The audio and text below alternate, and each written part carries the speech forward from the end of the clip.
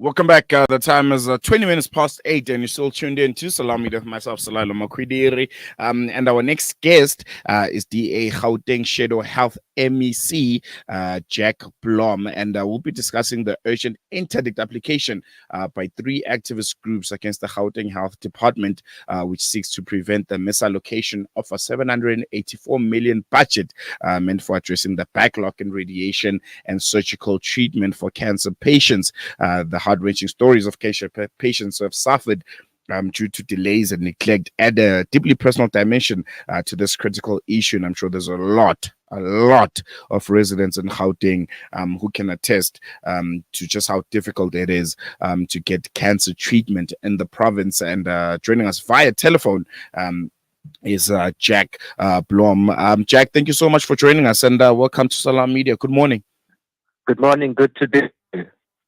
Thank you so much. I think first and foremost, if you can just give us an overview regarding this 784 million budget for outsourcing radiation and oncology services instead of directly addressing the treatment backlog of cancer patients in the province of Gauteng, and how we got to this point. Where's the point of departure?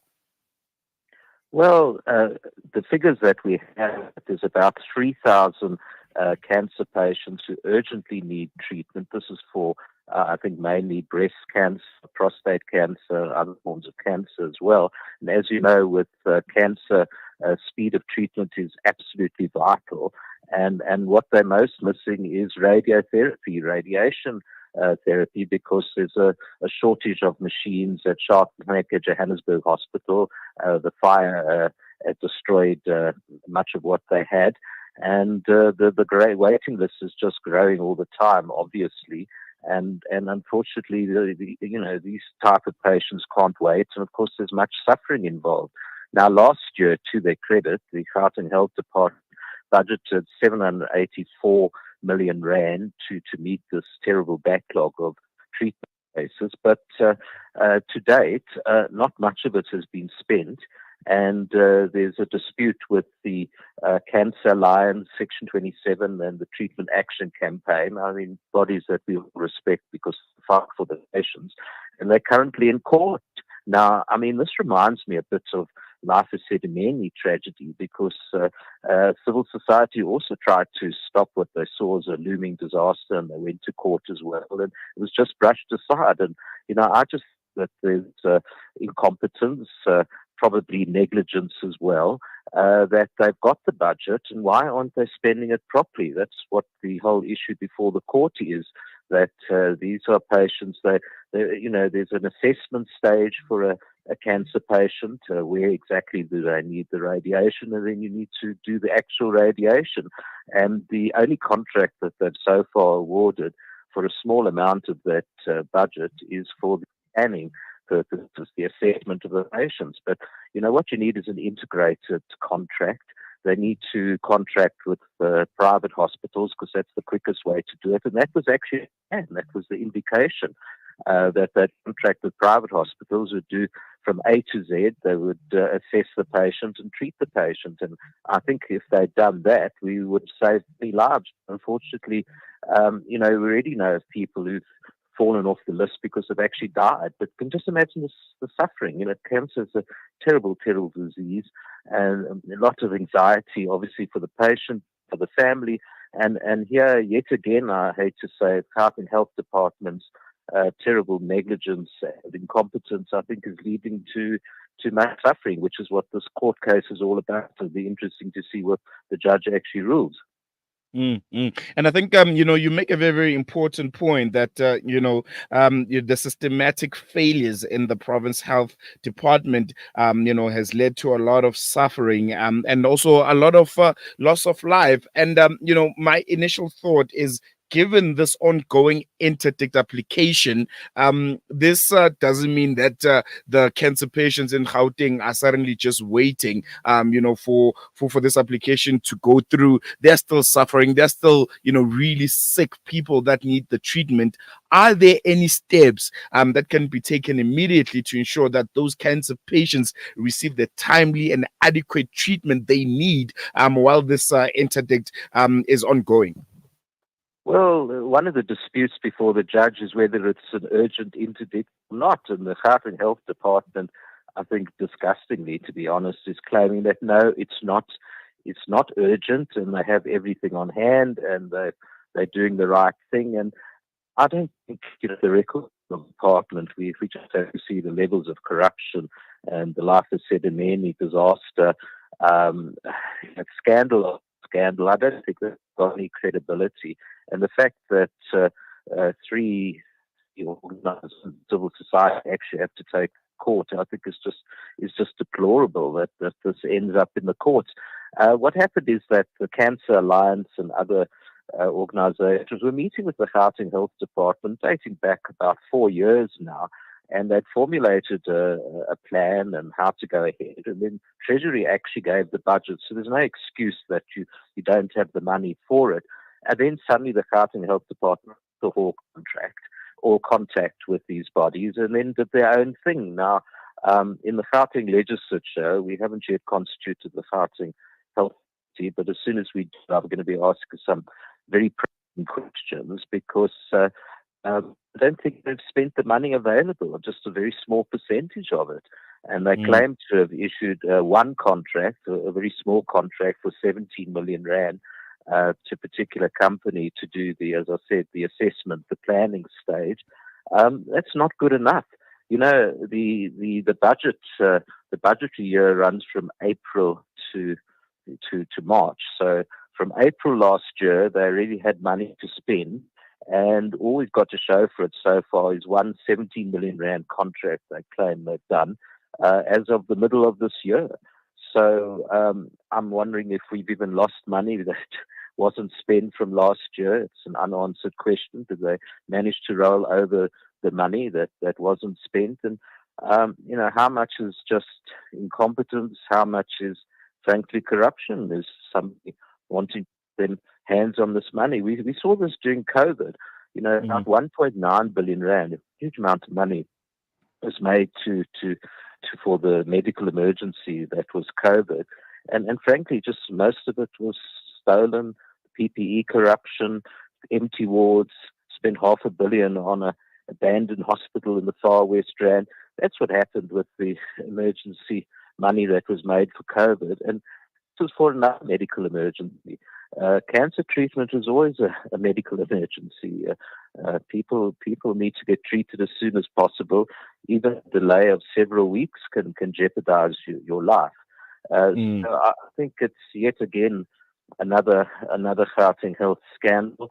I think it's playing out in the court. We'll have to see what the judge actually says. But I really think that this department needs to interact with civil society, with organizations like Cancer Alliance, Section 27, and the TA, which have real expertise. I mean, they know what they're talking about, and they're representing real patients for their best interests. And that's, of course, what broke down with Life of Sedimeni, is that the then Health MEC, Kwadani Mhlanga, just ignored them. And in fact, she's now facing criminal charges. So I think the present MEC of Health should better watch out in case, depending on what happens here, maybe she's also held criminally negligent in the matter. I just think that the scale of this is about 3,000 cancer patients. Could be as serious as Life of Sedimeni, depending what happens now. And I think, for the longest time, particularly with the Gauteng Department of Health, the debate was always around the issue of budget. They'd always say, well, we don't have enough money to buy certain equipment. We don't have enough money, for the right allocation of resources for cancer patients in the province.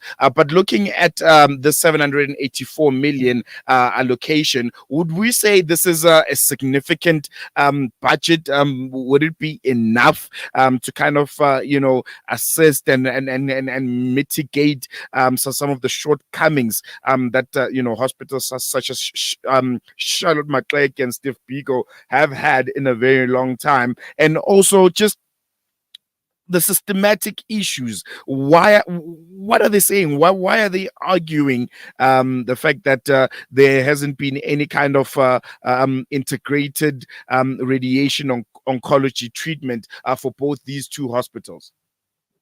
Well, the simplest thing would have been to go for an outsourcing contract, which you can do. Western have gone through this process, and they could have had treatment for just about all the serious cases on the waiting list, probably for a lot less than 200 million rand. That would have cut the backlog. They are also using the money to buy radiation machines, which are very expensive. They want to open up radiation centers at the Chris Hani Baragwanath Hospital and the George Macquarie Hospital. I mean, there's sense in that. Unfortunately, only 2 hospitals in Gauteng actually do radiation therapy.